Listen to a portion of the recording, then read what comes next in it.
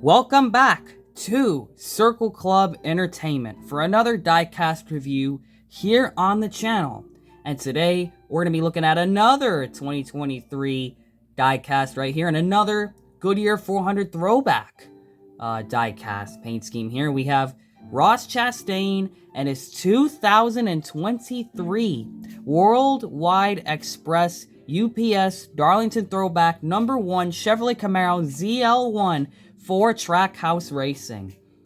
This is a really special car that pays tribute to Dale Jarrett and his 2001 UPS paint scheme. It's actually based on the original car. And boy, do I have a treat for you guys. I actually have the car that goes with this one. I believe this is an accurate representation of this model. If I can bring it in. 2001, just about there. Here is the original car in the background that it's doing a throwback to. I usually don't have a lot of these. Let me just dust this off a little. A lot of these cars that I don't have that actually match the throwbacks. But this one I do, so it's going to be really cool. Of course, Ricky Stenhouse also ran this paint scheme, but we'll get into that later. This is going to be the Ross Chastain one, which is the better one between the two because it actually has UPS on the car, which is one of the rare cases that a throwback actually has matching sponsors to match what was on the original car, which is super cool.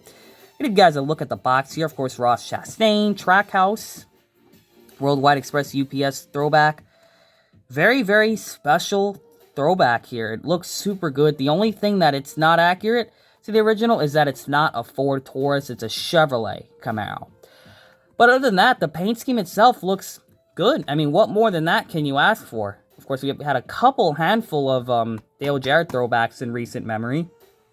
And this one has to be the best of the rest. So without further ado, let's get this diecast out of the box. Here it is, brand new, out of the box. Of course, the Ross Chastain UPS Worldwide Express. Jeez. Whew. Darlington Throwback #1 for Trackhouse Racing. Love the look of this throwback. This really is truly faithful to the original. I mean, look at it. Look how close to the original they got this. This is amazing work by Trackhouse. Look at that. Very cool. Like I said, the only thing that it's not the same is that it's a different manufacturer, but this is as close as you can get. Really good looking. So we'll bring that car back in a little later. For now, we're just going to focus on the diecast review of this particular model right here. Of course, got #1, Trackhouse Racing, the Chevrolet Camaro front end of this thing, the Camaro ZL1. UPS, of course, the little hood vents kind of take off part of the logo. WWEXracing.com. You have the Chevrolet gold bow tie right there with Ross Chastain's name. Yellow Goodyears on the fenders. Is that accurate to the original? Yeah, it is. Wow. Doing good so far, Trackhouse. You have the yellow Goodyear lettering on the fenders, but you have the white Goodyears on the wheels. Still not the corrected font for the throwback style rims like the Logano car has, but no big deal there. Dark gray rims. NASCAR, the 75th anniversary logo for NASCAR. You got NASCAR salutes, got #1. And is that legitimately Ross Chastain's signature? Or Dale Jarrett? I think it says Dale Jarrett. Let me get the original out for a second. I think that is a legit Dale Jarrett name on the car. Get a look at that. I believe it says one side Ross Chastain and one Dale Jarrett. It's kind of hard to read. I do not know how to read and write in cursive. Of course, you have Chevrolet, Moose, Advent Health, Siemens. You have Worldwide Express. And fun fact about Worldwide Express, it is a UPS authorized reseller. So this right here is the main reason why we got UPS on this car, because Worldwide Express is attached to. It's authorized by UPS. For those who did not know, fun fact, that's how this throwback came to be a thing. Of course, you have Jockey, Siemens, Advent Health, and Kubota on the quarter panel right there. On the back, you have Chevrolet, Quaker State, the official motor oil of Trackhouse, got #1, Camaro ZL1, Worldwide Express, a UPS once again on the back. UPS authorized reseller. Right there, you got Chevrolet. Paint chip on the gray paint chip on the spoiler. You have UPS on the deck lid, and I believe the original also has this. Let me check. Yep, you bet. They're doing good so far with this. Almost exactly. Looks amazing, too. Ross Chastain, or just Chastain on the back windshield, just like on the front. And then, of course, Worldwide Express on the roof. And I believe the Worldwide Express font has been changed to match the original UPS style font. It's not the new modern looking logo, which is good. Of course, number 1. And fun fact about this number 1, it's stylized to match the original Yates Racing font, which is just cool. I love when they actually change the font to match the original. It's not number 88, but it's number 1. But it still looks good. I still like it a lot. This car is spray painted in white. As you guys can tell, the white paint really stands out and shines. Very similar white to the throwback of Chase Briscoe. So number 1, just like the original, the yellow. Let's talk about this for a second. The yellow is not super bright and not super dark. It's sort of in the middle, kind of leaning more towards dark. Got that style yellow. It's like a sharp cheddar cheese yellow with a brown number fill-in to match the brown that's on the rest of the car. Of course, what can brown do for you? That would have been cool to add to this car. Of course, got that style number 1. Same number 1 on the door, but it has the white outline to it. And it has that so it doesn't clash with the rest of the brown and yellow, which is a good design choice back then, and it definitely still works now. Same number 1 on the front, and the same number 1 on the back that's on the doors right there. Black spoiler, black roof rails, and then black splitter in the front. And let's take a look at that for a second. Whip the original back out again. Okay, so one thing I wish they did do is paint the spoiler, almost said purple. Brown is what I meant to say. Brown spoiler should have been done. The roof rails should not be black, they should be white. And then these, well, the front back then was not a splitter, it's a valence, but still correct. So they only messed up like 2 things. Everything else on it is just spot on perfect. Unless there was a variation of that car that had the black arrow bits on it, like the roof rails and the spoiler. But not going to complain too badly about it. The rest of it legitimately does look good. And what doesn't legitimately look good, you got a paint chip, a huge one over right there on the D. And that is definitely not coming off because that is a straight up chip right there. So, yeah, that's just fantastic. So the whole front of the car is going to be all white. Pretty much the entire front portion of this thing is white. The whole roof is white until you start looking at the sides. So when you look at the sides, of course, you're going to have a brown and yellow. It's pretty much going to be a thick brown stripe that slants across the side, wraps over the hips, around the rear quarter window, slicing through. Of course, you got that.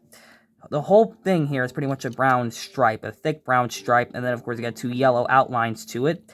Not too thin, but not too thick. Going across the side right there.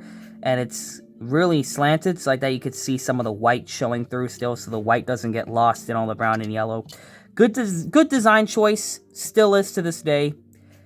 And then you look at the back of it, you're going to have the brown bumper, and you can really tell this paint scheme was designed for a Ford. Just that rounded off shape to the back bumper. I know the next gen kind of already has curved bumper fender lines, just the lines on it are just spectacular. But it still looks like the Ford on the Camaro, which is kind of funny to think. Of course, got the bumpers all white. And of course, the deck lid is all brown. So the brown kind of wraps all the way through here on the deck lid and on the bumper. No outline yellow to this bumper portion right here. Doesn't really have to be because then it's too much yellow. And then, of course, you can see the way it wraps around the rear quarter windows right there. Pretty perfect, I gotta say. This is a really well done throwback. Of course, here's the underbody, all painted in white. The brown is just a decal. Very good job to Trackhouse.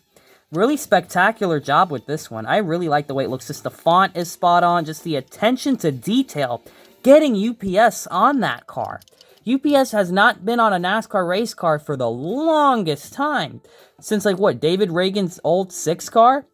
That would be a cool throwback for RFK to do if they ever somehow get UPS. But I highly doubt it. They're a Trackhouse. They are Trackhouse homers for life, this company. But yeah, because of that, the UPS, they're authorized by UPS. We were able to get a stellar throwback. And fun fact, of course, as I mentioned in the beginning, of course, the Biofuel logo right there. Ross Chastain. Obviously, this is Ross Chastain. Ricky Stenhouse Jr. also run this car. It was like a grilled cheese paint scheme. I do believe, I could be wrong about this, I believe that's a slightly different model year than the 2001 paint scheme. I could be wrong about that. It could be more 2002, 2003. But this one for sure is the 2001 version of the car.